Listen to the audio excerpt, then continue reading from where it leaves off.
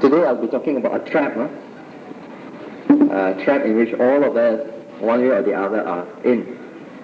And actually I'm going to talk about the perspective on reality. How do we look at reality? Now, I will say that this talk is going to be a bit difficult going. I hope you can bear, because it's not going to be just a normal kind of talk which is quite easy to understand. It is quite deep, this talk. But I think it should be interesting. So hopefully, well, if I finally, when I'm talking, then I find that only 2 rows of people, then I know what happened. Maybe the talk is too hard. Normally when we talk about a worldly trap, one way of approaching it is they say, well, we have craving. Craving, as you know, is the second noble truth. And because of this craving which we have, it causes a lot of suffering. That's why we are in this world. They say that craving is a source of dukkha. So this is a very normal way of beginning a talk, by beginning on craving. And also, the way how they catch monkeys or not, in countries where they have lots of monkeys. I think they do this in Sri Lanka, India, and in some other countries. Very interesting, Actually, we can learn from this story. What they do is they got a coconut, and they make a little hole in the coconut and put a lot of nice things, sugar and all that inside the coconut and leave it like that. And the monkey is of course curious, when you leave a coconut, they go down there and they want to see what's inside. But they make the hole just big enough for the monkey to put in the hand. So when the monkey put it in the hand, wow, got things, and monkey will hold on to the things. Of course, the coconut, they tie it somewhere. Then the monkey will not want to let go what is held, And because it clenches its teeth, and now the piece cannot come up from the coconut, And because of that, you can go and catch the monkey like that. See, the monkey is very silly, Because what he does is he can just let go of his hand, and he can be free. But because of his greed, while still wanting to hold on to the nice things in the coconut, it is trapped. So maybe we can also learn from this. So it is our craving which keeps us around this cycle of samsara. Like a monkey, all of us are monkeys, holding on to these little goodies, but we get trapped. We finally get caught. So this is how they make a monkey trap. Very interesting. Because they cannot trap the monkey some other ways, because they need the monkey to climb on a coconut tree to pluck coconut. So remember the monkey trap. Today I'm going to use a different approach. Instead of talking about craving, I'm going to talk about ignorance. Ignorance as a way of trapping us into this world. Now most of us know the Four Noble Truths very well.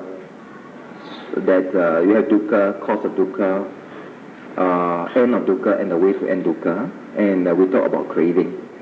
But there is also another way of looking at this. And this one, according to the Buddha, is called the Paticca Samuppada.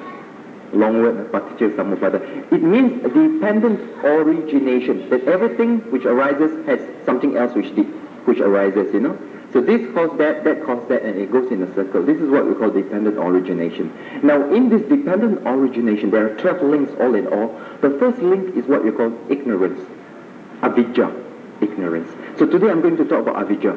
I'm going to say that the things which we see today, our concept of reality is not really correct.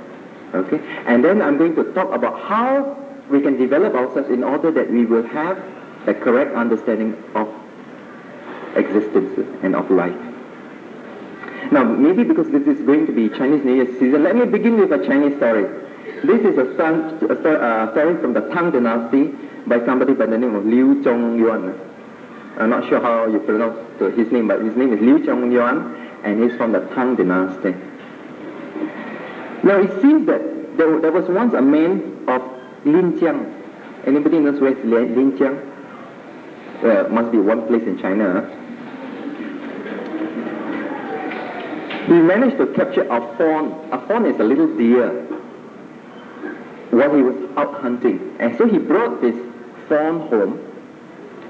And when he brought the fawn home, the dogs wants to attack this little deer. Dogs are very fierce. So because of that, he slowly introduced this dog to the fawn and tried to make friends. And because the dogs are afraid of the master, so the dog only pretend to be friends with this little fawn. So after a while, this fawn began to get very confident with the dog. So he would be playing with the dog, or be tickling the dog on the chin and all that. And be rolling with the dog and playing.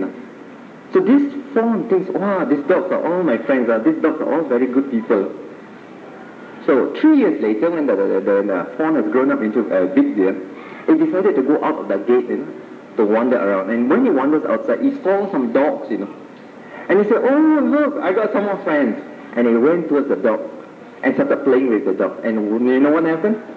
The dogs were so furious that this little fawn is so brave to come and play with them. He attacked the fawn and killed it.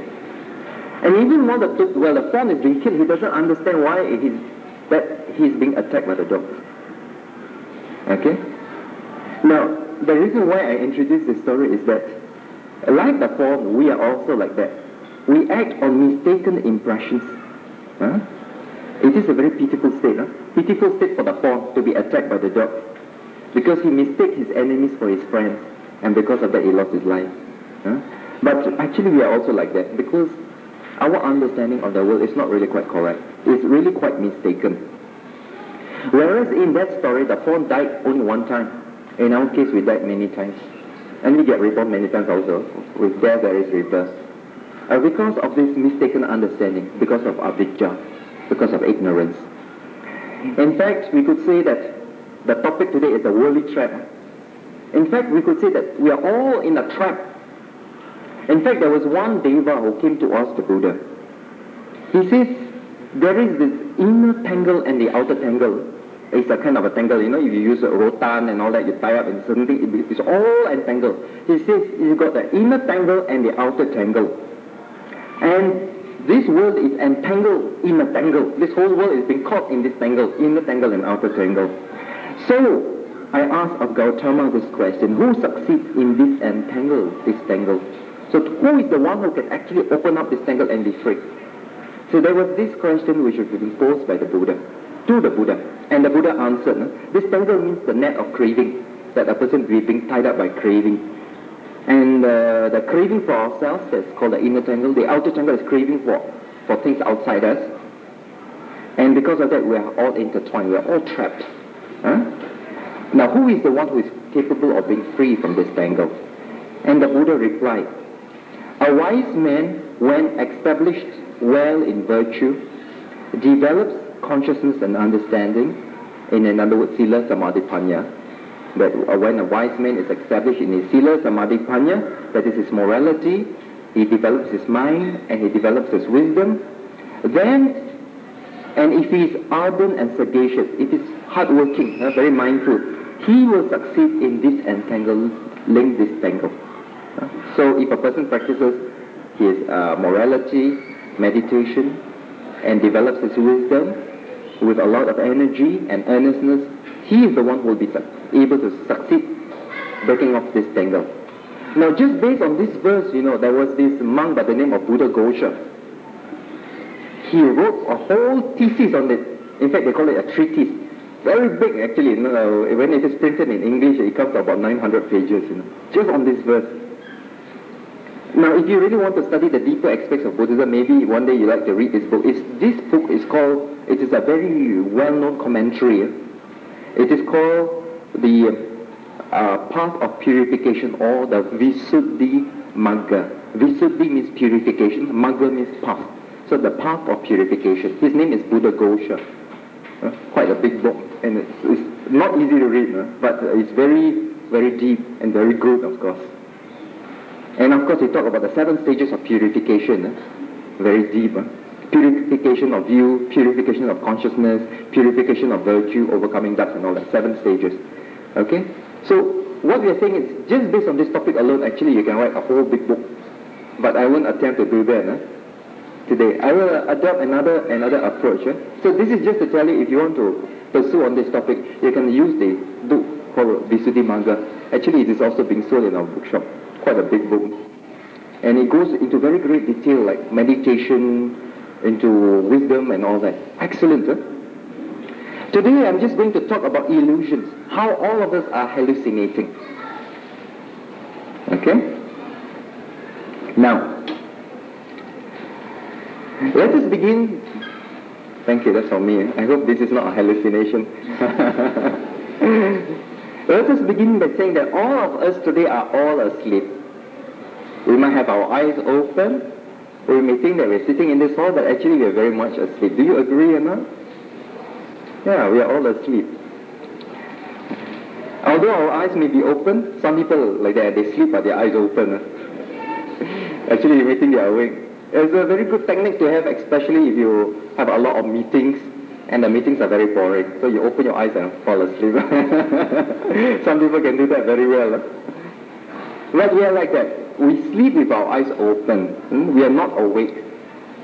Hopefully one day we will be awake. Now, being awake means having bodhi. And the state of bodhi means the state of awakened. That is why the Buddha is called the Buddha, because he is awakened. He woke up from his sleep. We are all sleeping with our eyes open. And I'll tell you why we are sleeping. Because we are sleeping, we are lost in our own world of our own impressions, in our own world of illusions, and we don't see reality as it really is. Actually, we are seeing reality with a pair of glasses. And these glasses are colored glasses, you know. Some people, they use dark glasses, like hero, like that. Some people use orange glasses. Some people use rose-colored glasses. So when you use rose-colored glasses, everything looks pink. Everybody looks nice. I know, because I take pictures also. Sometimes in order to make things look nice, I put filters. Same also. So you use certain kind of filters, got pimples all disappear. Complexion looks so smooth. So when you look at the picture, it looks very nice. We are like that. Because in our mind, we select what we want to see. We select what we want to hear. We have our own opinions, our own impressions. And because of this, because of our own perception, we distort everything that we see. We don't see things as they really are, but how does this thing affect us? Or what has this thing to do with us? So we always consider things in our terms. Right? You may say almost an egocentric view of the whole world. You know the difference between an ego, what they call an egoist, egotist, egocentric, egomania. They're in degrees. An egoist is the one who thinks, I'm very great in this world. And he goes around in the world by doing that all the time. I'm a great guy. That's what you call an egoist. Every time when you see him, he always like to think, I'm big, I'm very important. So you see that guy is an egoist.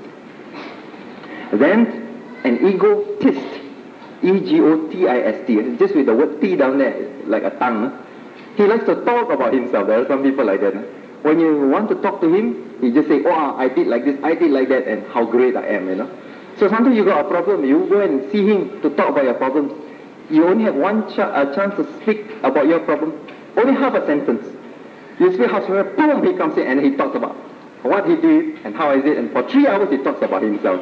I'm sure you must have met people like that also. That's what you call an egotist. An egotist is a person who talks about himself.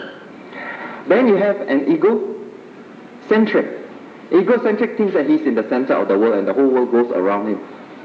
So you always see the world in relation to yourself, and you say, this person is here because of me, and this person can only exist because I'm here. Egocentric. Some people are like that. They think they're in the center of the world. Then, of course, worse still, they have egomania. They get very carried away, and they begin to imagine what they are not. Like this person in the psychiatric home, he was standing like that, strong and proud, with one hand in his shirt. Then the doctor came and asked him, he says, excuse me, who do you think you are? He says, I, sir, am Napoleon Bonaparte. Looking very great guy. And then the doctor just asked him, who told you you're Napoleon? He says, God told me that I was Napoleon. Then next to his bed was another bed. There was this guy sitting on a bed. He said, who says God? I never say you were Napoleon. So the other guy thinks he was God. So you go to the mental homes, you have all kinds of people like that. One thing is Napoleon, the other person says he thinks he's God. He says, I never say he was Napoleon. Some people are like that. And that's what you call egomania. They get carried away. Ego. So we don't see things as they really are, but only in terms of how they affect us. Only whether it is nice things, whether they are pleasant things. If they are pleasant, it gives rise to our attachment, our greed. We want some more. If it is pleasant, it's pleasing to us, pleasing to our senses. If it's nice to see, nice to hear, nice to taste, nice to smell, Nice to touch. We want more and more of it. Very natural. Huh? Then there is this other part. When it is unpleasant, we do not want it. Maybe we want to pass it to our neighbors. Say for instance, you have a rat in your house and you say, oh, I cannot break my first precept. Cannot kill the rat. Maybe shoo the rat. Maybe can go to my neighbor's house like that. Shoo away. Unpleasant things you don't want. So we always see things in these terms. Pleasant and unpleasant. Always we in the center of the world. Okay, so our view of the world is distorted. We never see the world as it really is.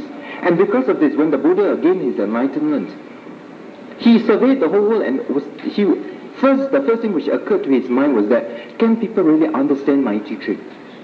Can human beings understand my teaching? He says, this Dharma, which I have comprehended, is not easily understood by those who are dominated by lust and hatred.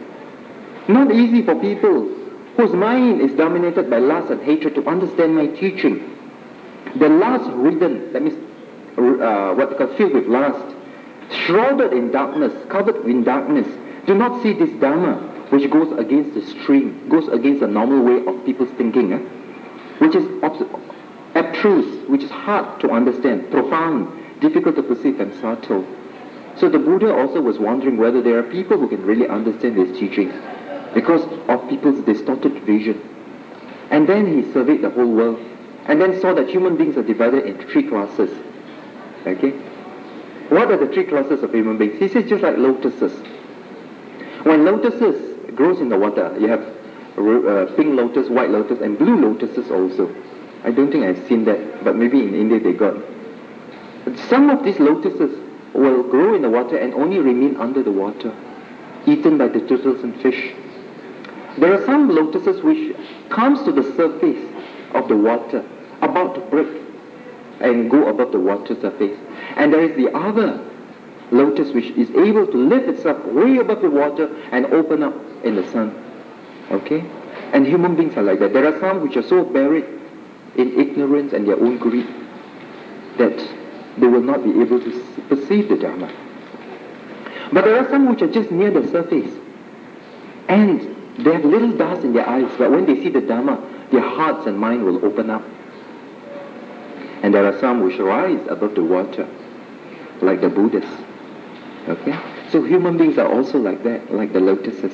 And so because of that, the Buddha decided to teach the teachings so that we can actually be able to open up our eyes and lift ourselves above the water, like the lotus. Not stained, not dirtied by the water from which we come from.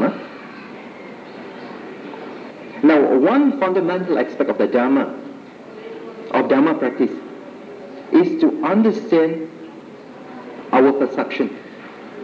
The way we perceive things, you see, is dualistic. Dualistic means dualistic. So we see things in twos, or like sometimes you say dilemma, this and that. We see things in a very dualistic fashion. The mind tries to create distinctions and separations, and because of this dualism in our perception, we are limited. We become limited in the way we think. The first level of separation is that we see ourselves separated from the environment. We see ourselves, and then you have others. So I and you people. So or maybe sometimes you see we and them. So we see things as being separated that way. A person being separated from his environment. You have self and others, subject and object, inside and outside. And we separate ourselves from the total experience. We don't actually experience the totality of the experience, but only as to how the experience affects us. So in other words, we are just half awake. We don't really experience the full thing, but we only experience in terms, if you're separated from a thing, you feel that you're separated from a thing. You only experience it as far as how it affects you. That's it. Okay? And because of this, we feel separated from our fellow human beings. So if you want to get promoted, what do? You go and talk bad about your colleagues. Carry tales to your bosses. This is what people do because of this process of separation. They see themselves as, I want to be up, therefore they have to come down. So you talk bad things about your colleagues. And this happens in all offices. And then sometimes they destroy other forms of living beings. They destroy their own environment. They don't realize that the reason why they are surviving now is because of the environment. It's the environment which enables them to survive. They destroy, destroy everything. Destruction of the environment. They don't realize that every form of life is important to support each other. To see life as part of a kind of a process, as interacting. But they see themselves as being separated. And this is very much in Western thinking. That's why they say the difference between Chinese, the Oriental paintings and Western painting is like this. Oriental painting, Chinese painting, you see a small human being, and you see the mountains and the trees and the waterfall. Man in his natural environment. Man at peace with the environment. In the Western painting, what do you see? You see a big face of a human being, and the scenery very small at the back. So man controlling his environment and destroying his environment as well also. The separation. Okay? So this is the first level of separation. Second level of dualism is the duality of mind in the body. This is developing the feeling of ego. This is I, this is me, this is mine. And you begin to see things in relation to this sense of ego. So you never see things as they really are. Okay? You develop this sense of ego. This is me, this is I. Do you know whom you are talking to? Do you like the story? I was reminded about how there was this new managing director of a bank, just on transfer. So the office mates all decided to throw him a big dinner, you see. So during the course of a dinner, he was invited to give a talk, to say something. So while he was giving a talk, this banker was turning to the lady beside him. He said, "Oh, I'm really rather disappointed because I thought that our managing director would be a more impressive man." Then the lady beside him looked at him at the corner of her eye and said, "Excuse me, do you know whom you're talking to?" I said, "I don't." I said, "Well, I am his wife." So this banker panicked. Then he looked at the lady. He says, "Excuse me, lady, do you know who I am?" And she said, "I don't." He says, "Thank you." Immediately left the room.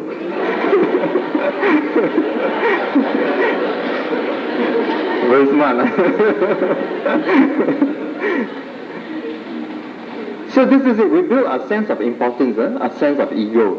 And we try to feed this ego which we have. Then at another level of dualism, what happens to our mind? We break our mind up into what we call the persona and the shadow. What is a persona? Persona is a kind of a Greek word, don't worry. It is a kind of a mental phenomenon, an image of what we create ourselves to be.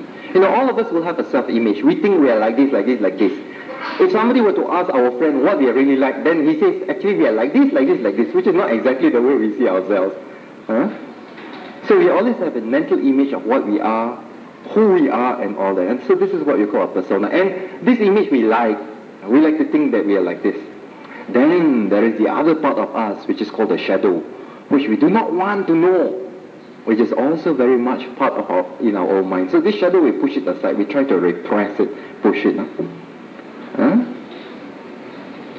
But even when we try to repress this shadow part of our mind, it will begin to haunt us and follow us like a shadow.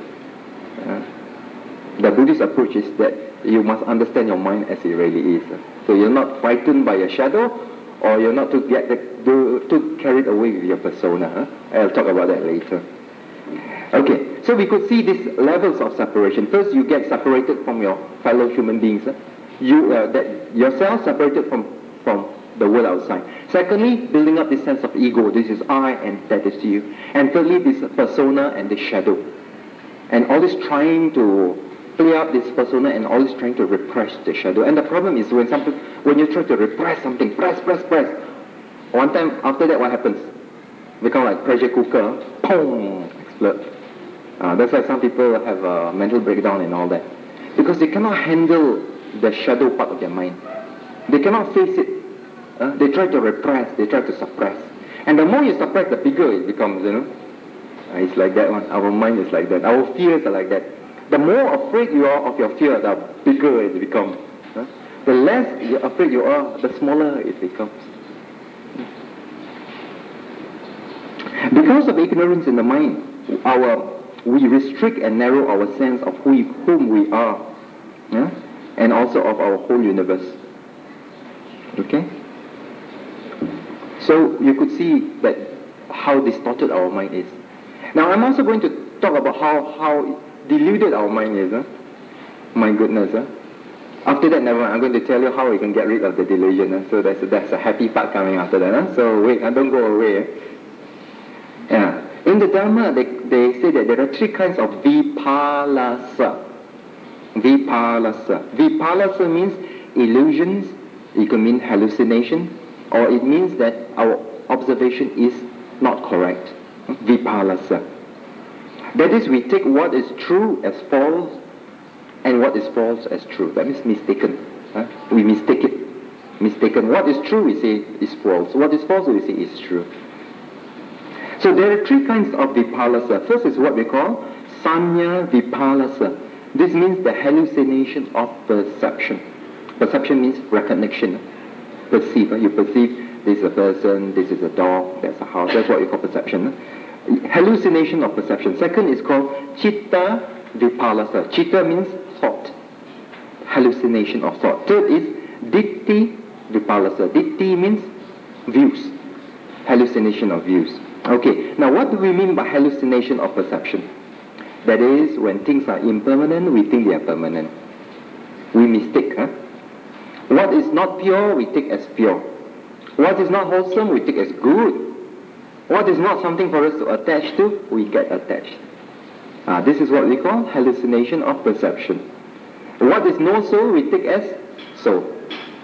So this is hallucination. Now, I'll give you an example of what we mean by hallucination of perception. Now, see, for instance, earlier in the story I mentioned about a deer. Let's come back to a deer.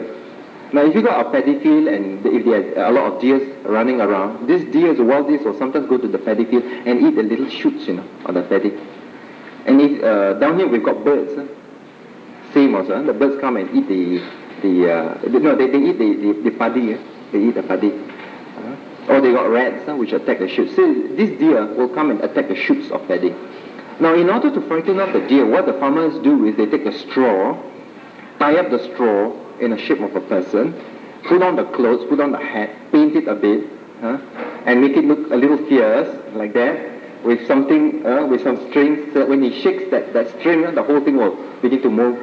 So this deer, when the deer comes to the field and see this scarecrow, and says, oh, there is a man down there. So the deer goes away. It doesn't eat the shoots because this deer mistake the straw man for a real man. This is what we call the hallucination of perception. We do not perceive things as they really are. Because maybe our observation is not that good, not that strong.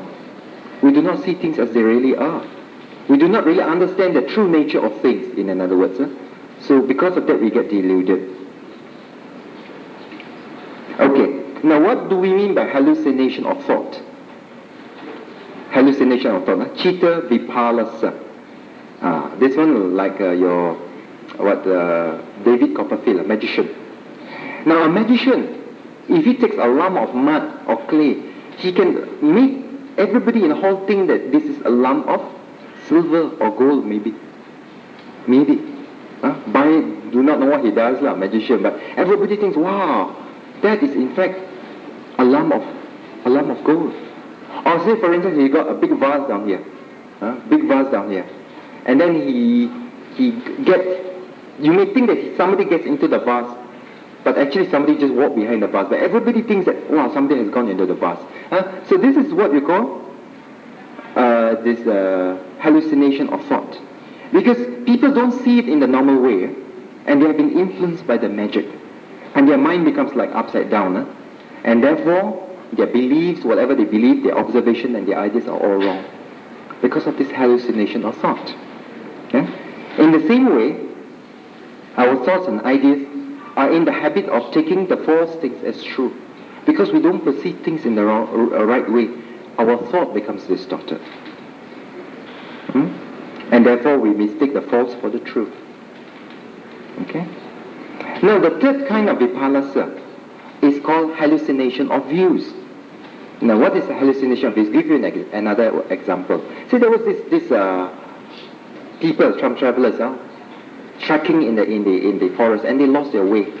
I think you read in the paper some time ago, there were some people who were lost in the jungle. And one thing, once you're lost in the jungle, somehow they always go in circles. I don't know why. They walk, by come back to the same place. And then they walk that way, walk, same place. So they always walk in a circle, I don't know why. When people are lost, they always walk in a circle. Very strange. Even like a dog, have you noticed how a dog sleeps? Before he sleeps, he must walk around in a circle. Tong, tong, tong, tong, tong, and then he sleeps. Have you seen?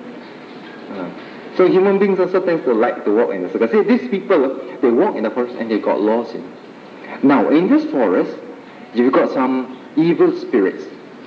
So what these evil spirits do is they make a vision of a village, of a beautiful village, as if it is a town and city, as if these towns and cities are all inhabited by gods and devas.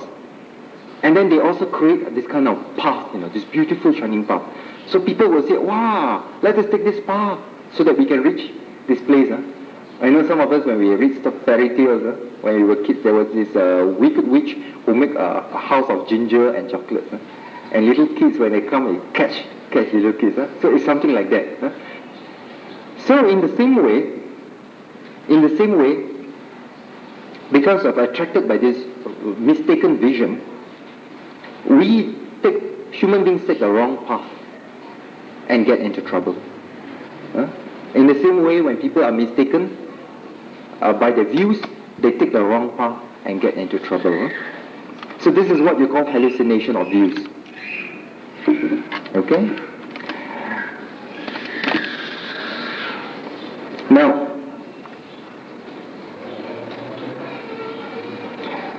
besides this hallucination of views, we have what we call fantasies. All of us have some kind of fantasies or other. We've got fantasies which is caused by craving. Because of craving, you've got fantasies. People are lost in the desert. They go water, and then they begin to see a mirage, water. Fantasy caused by craving. Fantasy caused by conceit. That means conceited. You think, wow, I'm a great guy. And then you begin to imagine, as I walk through the room, everybody was bowing at me, they were looking in my direction, Actually, people are not looking at them. But he thinks, this is what you call fantasy caused by conceit. And also fantasy caused by wrong views.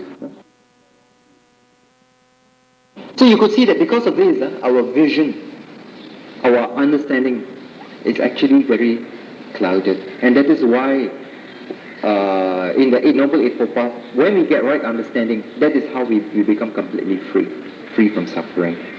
Okay, now, very nice. We have already talked about hallucinations and fantasies and dualism and all that. How can we learn to see things as they really are? Now, this is the interesting part, because Buddhism, they always have the prescriptive part. After telling you what you are, then always give you the prescription. Like, you feel like a doctor, give you a prescription, how to improve yourself. Actually, the way how you improve yourself is Sila Samadhi Panya. What they call it, strengthening your morality, doing meditation, and developing your wisdom. Okay?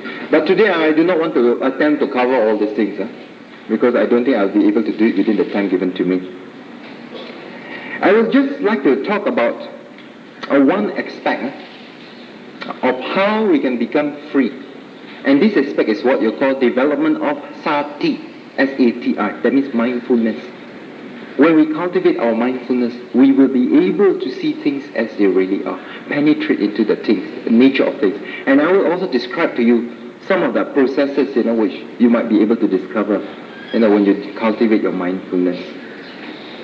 You see, when we practice Dhamma, the Dhamma tries to heal the sense of separation. Instead of a sense of separation, it tries to bring it together again. In other words, holism or holistic, so that you have a holistic approach. You see everything in terms of whole rather than the separateness.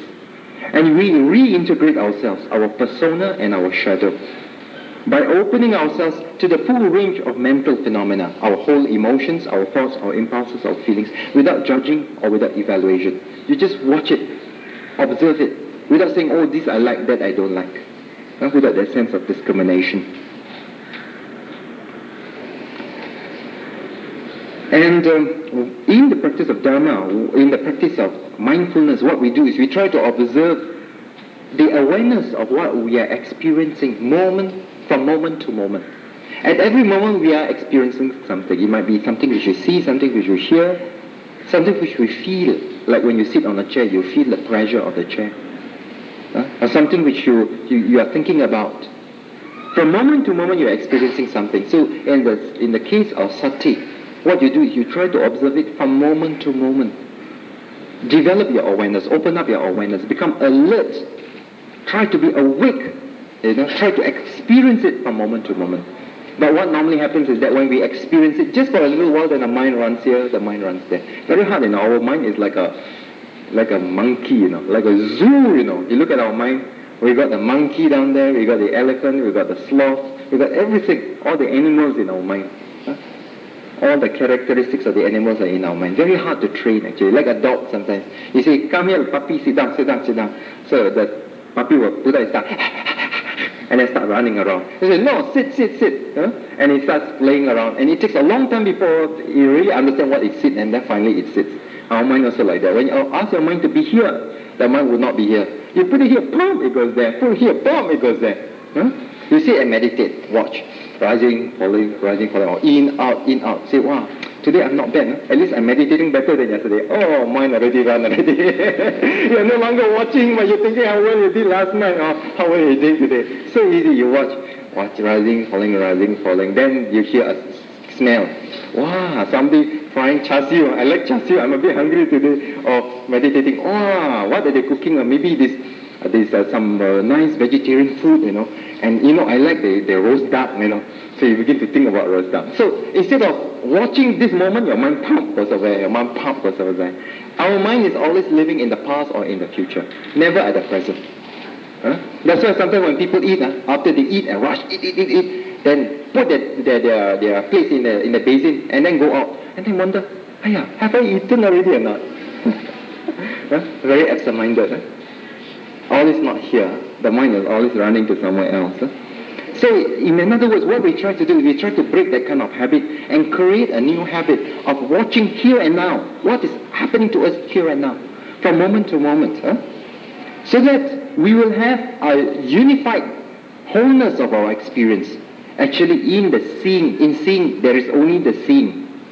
In hearing, there is just what is heard. In the sensing, which is smelling, touching, tasting, there is what is sensed. In thinking, there is just a thought. Like there is one master, Zen master, who says, somebody asked him, how do you practice? How do you practice the Dharma? He said, easy. When I'm hungry, I eat. When I'm sleepy, I sleep. Like that, that's how you practice. That means full awareness. Full awareness of the mind. You're hungry, you eat. Sometimes when we are hungry, we don't eat. When we're not hungry, you eat all the tidbits, all the asam, all the cakes and all the whatever. Okay. Now, when we try to cultivate our mind, meditation or mindfulness, the cultivation of our mindfulness is a dynamic process of opening up new perspectives and new way of understanding our lives. It opens up so that you begin to see your life in a different way. And we can discover more by observing, by opening ourselves up. Now, what do we mean by observing? Now, of course, the first time when we try to cultivate our mind, we have a lot of hindrances. You either fall asleep or your mind goes wild.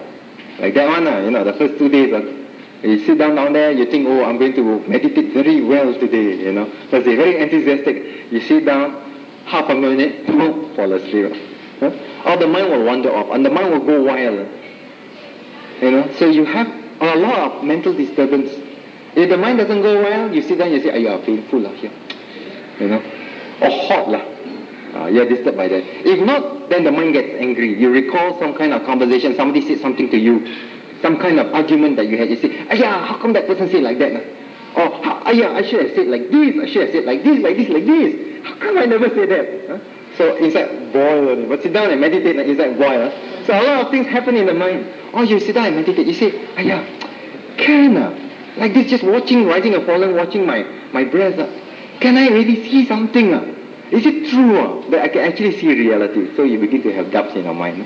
So the first 2 or 3 days like that one, So the mind becomes very disturbed. See, you have passed the 2 or 3 days of your intensive meditation. And then now you have come to a stage when you can bring the practice to your heart. And now you try to receive and experience every moment in a fresh way. in a non-clouded way, in a way which doesn't mean you use your colored glasses. Your glasses are no longer colored, but they are clear, like my glasses, clear. I'm not so clear also because I need to clean my glasses also. I didn't clean it this morning. Clear glasses. So you begin to see things in a fresh way. You begin to observe yourself in a completely new way from moment to moment. And every moment is unlike another. They're different. Every moment is different. And it is always fresh and alive. So you begin to watch it like what we call a beginner's mind. You see, when you're a beginner, when you start on anything, always excited. Now your eyes wide open and you feel, yes, very excited like that. Now you watch everything in a very fresh and clear way. Willing to discover what is happening now.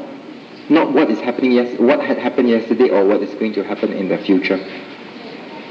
And so you try to develop that mindfulness and make it continuous. Normally there are big gaps between the mindfulness. You have a little mindfulness down there, a lot of non-mindfulness. And a little mindfulness there, a lot of non-mindfulness. What you try to do is to try to put the mindfulness closer together until the mindfulness becomes more or less continuous and with not much gaps in between.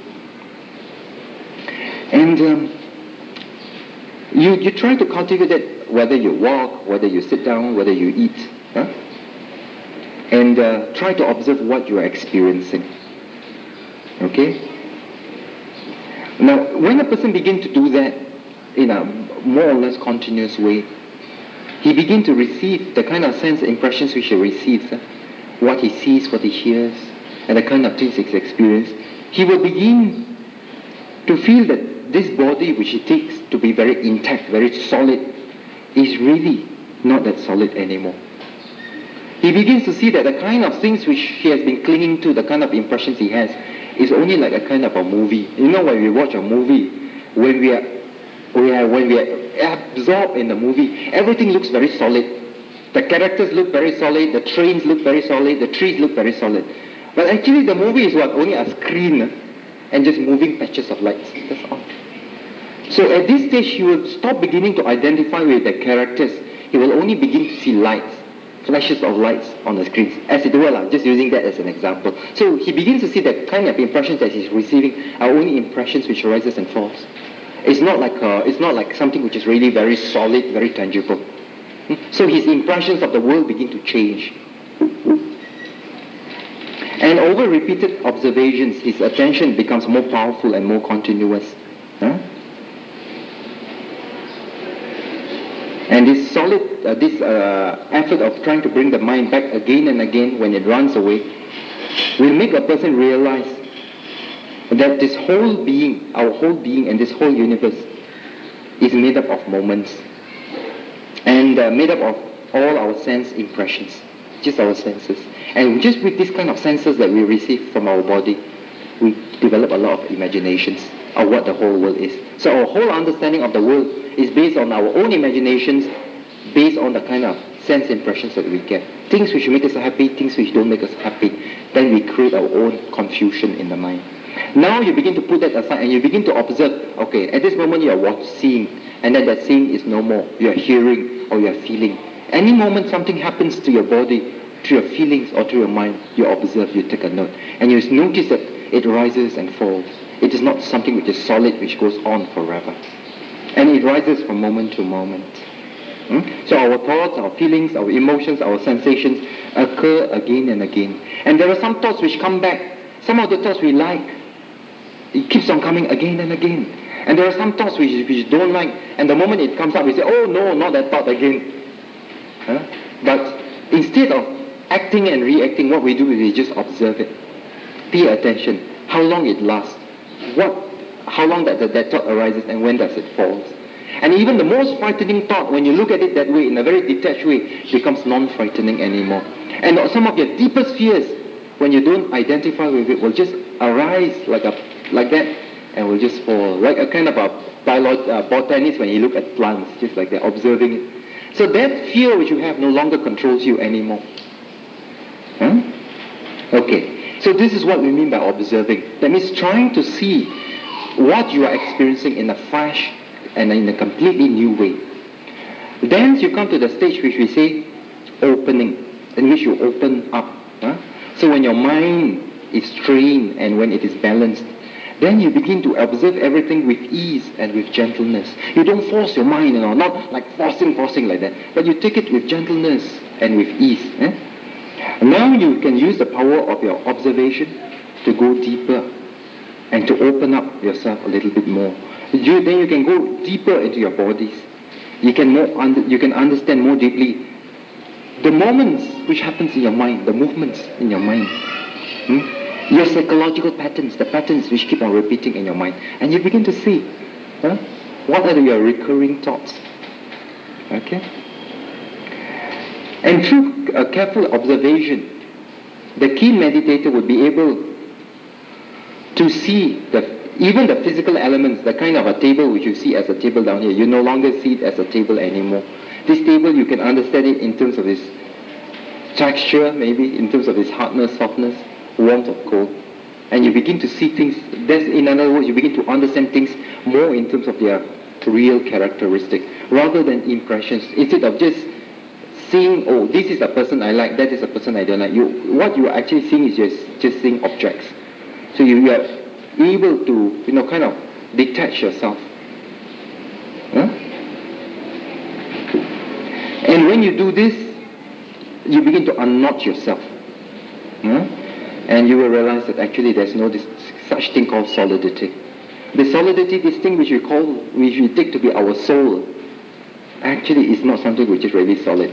It is really something which is continuously changing. And then the boundaries of our body and the sense of separateness will begin to dissolve. Because then you will understand that this body which is changing all the time is similar to the other things as well, which is changing. And by so doing, a person will actually become more and more free.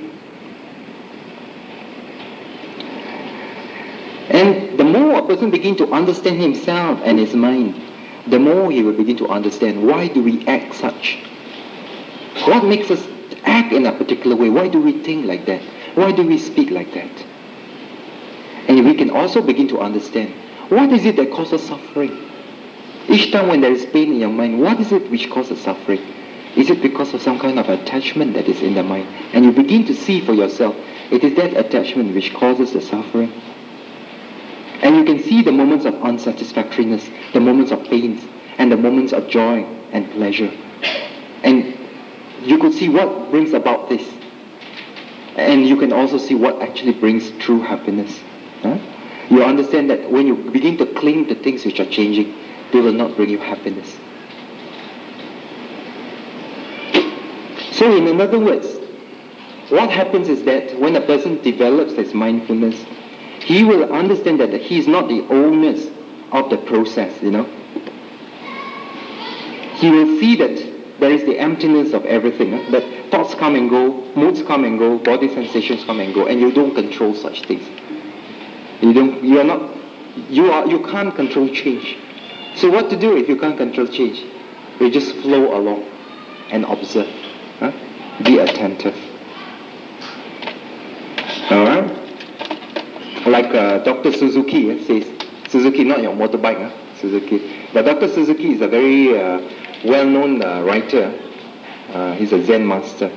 He says nothing exists but momentarily in its present form and color. One thing flows into another and cannot be grasped. Before the rain stops, we hear a bird. Even under the heavy snow, we see snowdrop and some new growth. So there is always something which is changing. So in other words, taking this one as an example, with an untrained eye, we say this is something solid. But when we begin to analyze this whole this thing at the subatomic level, then we understand that there are a lot of space inside with few atoms floating around.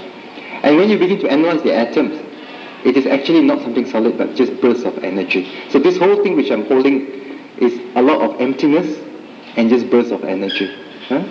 So we are now understanding this at the two level. Number one, I'm holding it as something very solid, but at another level, at the subatomic level, there is more space and just bursts of energy rather than that kind of solidity. So when a person begins to train his mind, he begins to see his own body almost as it were at the subatomic level, and you begin to understand your motivations, what caused you to act in a particular way.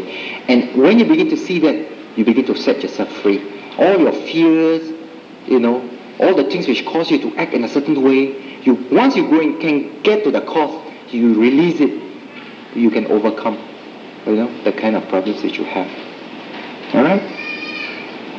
So, this is how we actually free ourselves. One of the ways we free ourselves, by understanding that everything is impermanent, nothing is worth grasping, and everything around us are like the clouds moving through the sky. When you can begin to observe things, you begin to see that they change from moment to moment. There's nothing to grasp. In other words, you understand the 3 signs, 3 characteristics, and you also understand the 4 noble truths. You understand that, it is your craving which causes suffering. All right? And you learn how to let go. All right? So this is the thing about the worldly trap. So all of us fall into this trap because of our mistaken understanding, because we don't see reality in its true perspective. And then I also mentioned some methods which was taught by the Buddha on how we can set ourselves free. By learning how to see things accurately and with alertness, we can actually understand the true nature of things. And when we begin to see the true nature of things, we will no longer be fooled by it anymore. Just like we are no longer fooled by the film. You are no longer identified with the film. You are actually detached, and you actually set yourself free. Okay? So by so doing, by developing our mindfulness, we can actually set ourselves free from this worldly trap. So I will stop down here. And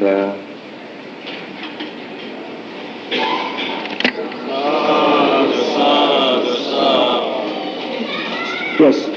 All right. Good question. Can you all hear the question at the back? Is that with some kind of craving that people have, the world becomes better because we try to improve things. So isn't it quite useful to have craving to a certain extent? Because only with some kind of craving that we can see development. Now, actually, there are 2 paths in this world. There's one what we call the path of the worldliness, and the other one is the path of release, of freedom. In this path of worldliness, of course, the fact is that to begin with, all of us have craving. All of us have craving. If we don't have craving, we won't be here in this world. We'll be completely free. So we have craving. Now, with this kind of craving, sometimes we try to make things better. It is quite true. A lot of these things that we see, a lot of things we enjoy, is a result of craving. Okay? Well, sometimes it's not really craving. It's people trying to want to do things better, to try to make it a little better. But of course, there is a human desire down there. But the problem with that is that whereas it makes our life more comfortable, with this craving, it also makes our life unhappy because of unsatisfactoriness. So no matter how much you try, how many things you have, no matter how affluent you will be, whether you are here or whether you're in a place which is surrounded with all the material things that you can ever have, you will still be unhappy. You will still not be free, and you'll still be afraid of yourself. You see, so with this kind of craving, we can go on, all right? But as a person, you will never be completely free. You will still be trapped by the craving. No matter how much you have, there's still not enough. If you still think that is okay, then that is your choice. You can go on, all right? But maybe there comes a time, maybe you think, well, especially for those people who think, well, I've gone through in this life, I've seen enough of suffering. Whereas if I've got a microphone, why not use the microphone? If I've got a car, why not use a car? You still enjoy some of these things. But sometimes in your mind, you feel that there must be something much more than just having a nice house, having a car, maybe having a nice wife later on, if some of you want to get married, or maybe have nice kids if you're married, or nice husbands for the girls. Then you feel that maybe there must be something much more than this, something which I should do for myself. I must try to reach out, because sometimes a person feels trapped, that the mind is still disturbed, there is no peace, there's no real happiness. Even the kind of happiness that you get is momentarily. So when a person begins to realize that maybe at that time he feels that maybe I should try to cultivate the spiritual part of me. And when he begins to cultivate the spiritual part of me, he begins to realize that whereas if I've got a drink, I make use of the drink. I enjoy it, of course, but I must not cling to it. When you drink something sweet, there's a pleasant sensation. But you must not cling and attach to it that, if I don't get that drink, I'll die, really die. Some people like that, right? If I don't get this, I will really, I really cannot sleep, or I cannot do this, or I cannot do that. So a person begin to let go. If there are nice things, he uses it. If things are funny, he laughs. But he will not cling to it. And there is a difference, There's a difference. So you might like a thing very much.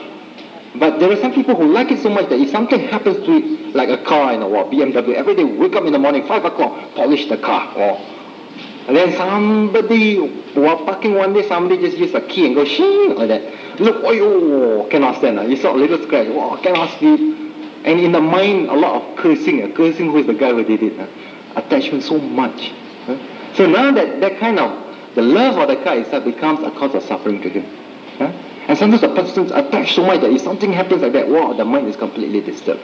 What we are saying that if you got a BMW, use it nothing wrong. But do not be so attached that actually it gives you a wrong sense of bearing. So if you want to be free, you have to kind of let go a bit more. It's like climbing on a mountain, Some of us, when we climb a mountain, at first very ambitious, okay? You want to carry this, want to carry that, carry our pots and pans, and finally, so heavy I carry. So we climb on the mountain, but after that, after reaching the first level, tired lah. Do I need this? Do I not take this? Throw. Then walk some more. Tired lah. Do I need this? No, throw. So the more you throw, the more you can go up. It's like that. Throw. Finally, when you reach the top, completely free. But of course, remember to bring some food and don't throw your food. Okay, just using that as an example. The more you let go, the more you release, the freer your mind will become. It doesn't mean that you don't enjoy it. Because as a layperson now, we're not monks. It doesn't mean that you don't enjoy it. You enjoy it. Right? You make use of it. But you don't become selfishly attached to it so that it begins to disturb your mental balance. Right? To have a good sense of balance. So can you understand? But should there comes a time when you feel like, I have got enough of this worldly world, I want to renounce, and then there's another story. That's another story. But as a worldly person, what you need to do is to kind of balance it. Balance. Make use of what you have. You can even work for promotion, that's okay. But don't put your whole faith on promotion that should something happen, should you not get promoted, your whole world comes apart, comes in pieces. Some people are like that. Don't be like that. Sure enough, you need some kind of desire to get a little ahead in life. But don't make that desire bring you unhappiness as well. Yes. Okay, those people at the back can hear him? Can, Not so well. According to our brother here, he says that he could see actually there's two kind of craving. There is there is one kind of craving like when he was studying, at first he was thinking like, I want to get a big house and all that. But now he begins to see that the purpose of why he wants to study is actually to be able to serve other people and maybe to bring good to the world. And then he says that, that we need to distinguish. But actually, down here, maybe I should say that the word craving is not really a very good word to use. Because in the Buddhist terminology, we make use of the word tanha. Tanha. Now, there are three kinds of tanha. Three kinds of craving. And we will understand that if you can understand these three kinds of craving, Nibbana, aspiration for Nibbana doesn't fall under this tree. So Nibbana is not a tanha, and therefore it's not a craving. There are three kinds of craving. One is what you call kama tanha. Kama means senses. Craving for sensual pleasures. Okay? Say you want to increase your the essential pleasures which you get, the pleasures you can get from your senses. This is one form of craving. Second kind of craving is craving for eternal existence, eternalism. And wants to eternalism, to live on forever, long life, everlasting life. Third is craving for non-existence. When a person really get completely fed up, then they want to go for non-existence. Now, there are these three kinds of craving. So craving falls under this category. Tanha, you see. So sometimes when we use the word desire, we get confused. So for our sake, when we discuss the Dhamma, if somebody aspires for Nibbana, we make use of the word aspiration, which is aiming for something good and high. We don't call that craving. We don't call that desire. This is for our sake, you see, because English is not so accurate to express Buddhist thought. Because if you use Pali, no problem. If you use tanha, then we know what is tanha. We know what it is. But sometimes when you use English word, you use desire, then we get confused. Because when you say that there are two kinds of craving, what you are actually saying that there is the first kind is like aspiration, trying to do something good for the sake of other people, which is good. which doesn't fall under the category of craving as such. There is the other kind of craving in which we try to increase our sense of pleasure, the kind of pleasure that we receive from the senses. Now that is a kind of a craving. So in a sense, what you say was quite correct, but let us use a different set of words. Okay? So if you're a student and you want to study well so that one day you can help people, that's very good. Those are noble goals to have. Craving is something which is not so good. Normally something in order to what? Something to actually sometimes you have craving, sometimes you got attachment, clinging. You have craving. The worst form of craving is clinging. That is more serious. That's more serious. Some other opinions, if you might have, yes. To me, the word craving sounds. That says that actually craving to him sounds like the craving of a drug addict. Whereas if you're looking for nibbana, it is really a kind of aspiration, something which is more noble. You aspire for something noble. You go for noble goals. But craving is like, that kind of burning sensation that you must have it. Oh well. Addiction is a form of craving. Some people crave for something. If you don't have it, something will happen to you. That's what you call craving. So it is useful to be able to distinguish. So craving is that kind of burning desire to have something, and you must have it. And it's normally related to pleasing the senses, or pleasing our own ego, or a sense of ego. That's a craving. Any questions? Anything to share?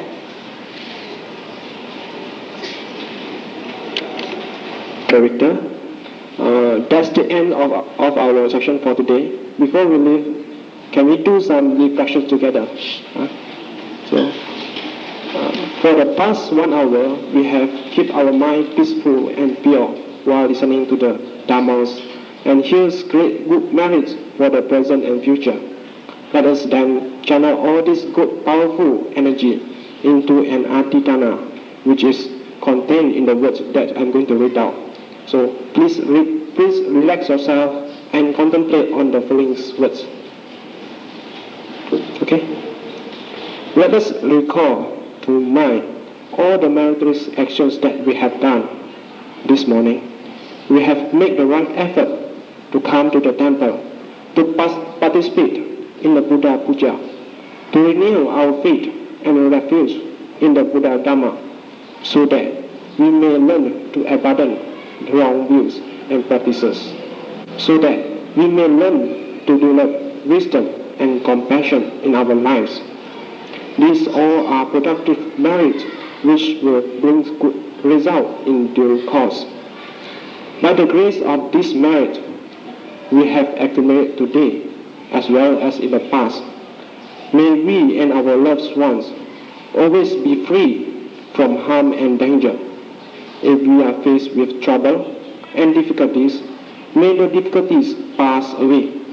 If we are faced with sickness or ill health, may we recover to good health soon. May our homes and properties be protected by the devils, and may we always meet with success. May these merits we have accumulated bring us joy in performing what is right and to avoid doing what is unwholesome. May we always have the opportunity to listen and practice the Dhamma. May we make good progress along the path of Dhamma, so that one day we will attain the state of perfect peace, Nibbana, where all suffering cease. By the power of the Buddha, Dhamma and Sangha, may all beings be well and happy.